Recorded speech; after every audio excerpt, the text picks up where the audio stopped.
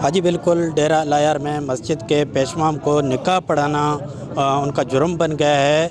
मुसल्ह अफराद ने उनको अगवा कर दिया। उन्होंने कहा कि उनको लड़की पसंद नहीं थी, लेकिन इन्होंने निकाह पढ़ा दिया है। इस जुर्म में इस मस्जिद के पेशवाम को अगवा कर दिया गया और इस पर तशद्दुद किया गया, जिसकी वजह से शहरियों ने एहतजाजी मुजाहरा करके पुलिस थाना डेरा लायर के सामने रोड को ब्लॉक कर दिया है और पुलिस के ख़िलाफ़ सख्त नारेबाजी किया जा रहा है। इनका मुतालबा है कि इनका मुकदमा दर्ज किया जाए और जिनको नामिनेट किया जा रहा है उनके नाम मुकदमे में शामिल किए जाएँ।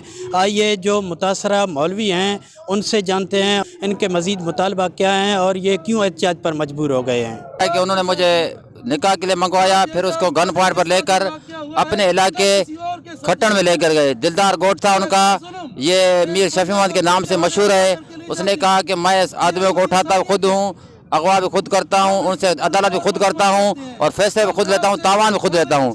मुझे गन पॉइंट पर उन्होंने तकरीबन 10 बजे जब हम पहुँचे थे, 10 बजे से लेकर तकरीबन रात के 1-1:30 बजे तक उन्होंने के साथ मेरे साथ इतना ज़्यादती किया। मेरी आपने नाज़ेबा वीडियो देखी होगी कि मैं मजबूर होकर मैंने नाज़ेबा वीडियो बनाई कि अब उन्होंने ऐसे कर दिया, मुझे ना जिंदों में हूँ ना मुर्दों में हूँ, मैं ना खाने के लायक हूँ ना पीने के लायक हूँ। मैं आर्मी चीफ से, हुकूमत पाकिस्तान से, बलूचिस्तान के तमाम ऑफिसरों से ये अपील करता हूँ कि अभी तक ये पुराना रवाज क्यों कायम है, क्यों हुकूमत ये थाने वगैरह बंद कर दे, अदालतें बंद कर दें। ये वडेरे खुद उठा रहे हैं, खुद अगवा कर रहे हैं, ऐसी हालत कर रहे हैं। ऐसी हालत तो अदालत वालों को, थानों वालों को भी इजाजत नहीं है कि बंदे की ऐसी हालत करते हैं। ऐसी हालत कर करके, टार्चर कर करके उन्होंने कहा, गवर्नमेंट पर कहा कि हम जो बोलते जाते हैं आप वो कहते जाओ कि आपने आपने लड़कियों के साथ ये काम किया, वो काम किया। अब मैं मजबूर होकर गया था, 4-5 घंटों की मारपीट से आखिर मैं भी इंसान हूँ, दिल का मरीज हूँ। मजबूर होकर मैंने कह दिया कि ठीक है आप जो कहेंगे मैं कहता जा रहा हूँ। मीर सरफराज खान बुगटी जरूर इंसाफ करेंगे। मुझे घर से फ़ोन किया गया कि हम आपके घर के बाहर खड़े हुए हैं।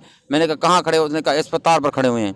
मैं अस्पताल पर या सिविल अस्पताल के सामने आया, यहाँ पर खड़े हुए थे। उन्होंने कहा बैठो, हमें आपको हमें निकाह पढ़ाना है, बाईपास पढ़ाना है। मैंने कहा ठीक है बाईपास पढ़ा। अभी हज़ारों बंदे आते हैं, मैं अल्लाह तबारक व तआला किसी को ना नहीं करता हूँ, चाहे वो जान वाला हो या अनजाना हो। को मैं प्रॉपर्टी वगैरह नहीं तो मैं किसी के साथ डरूँ या किसी को धमकाऊँ। तो मैं उनके साथ खुशी बैठ गया। उनका बाईपास गए, बाईपास उन्होंने कहा नहीं हमारा निकाह डेरा मुराद में। मैंने कहा यार आप लोग का बाईपास है, फिर अब डेरा मुराद लेकर जा रहे हो।